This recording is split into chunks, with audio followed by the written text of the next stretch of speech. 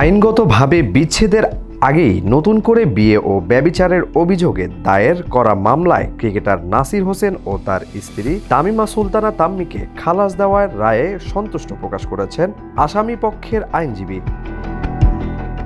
তবে রায়ের অসন্তুষ্ট জানিয়েছেন বাদীপক্ষ। তারা উচ্চ আদালতে আপিল করার ঘোষণা দিয়েছে। বুধবার ঢাকার অতিরিক্ত চিফ মেট্রোপলিটন ম্যাজিস্ট্রেট জসিতা ইসলামের আদালত আলোচিত এ মামলায় রায় ঘোষণা করে নাসির হোসেন ও তামিমাকে খালাস দেন। রায়ের পর নাসির ও তামিমার আইনজীবী আজিজুর রহমান দুলু সাংবাদিকদের বলেন, আদালতের পর্যবেক্ষণে উল্লেখযোগ্য বিষয় হল তালাক আইনগতভাবে কার্যকর হয়েছিল।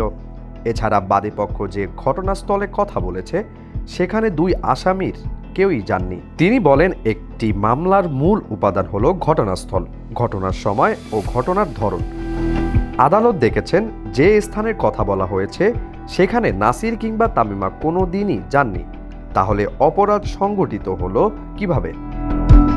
এসব বিষয় বিবেচনায় নিয়েই আদালত উভয় আসামিকে খালাস দিয়েছেন। অপরদিকে রায়ের ক্ষোভ প্রকাশ করেছেন বাদী রাকিব হাসানের পক্ষের আইনজীবী ইরশাদ হাসান। তিনি বলেন, রাকিব হাসান শুরু থেকেই বলে আসছিলেন তার টাকা নেই, তাই বিচারও পাবেন না। তারপরও আমরা তাকে আশ্বস্ত করেছিলাম। আদালত মামলাটি সরাসরি আমলে না নিয়ে পিবিআইকে তদন্তের নির্দেশ দেন।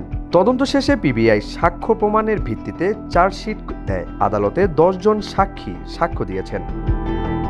তামিমা সাফাই সাক্ষ্য দেওয়ার সময় যে রায় অনেক বিষয় স্বীকারও করেছেন।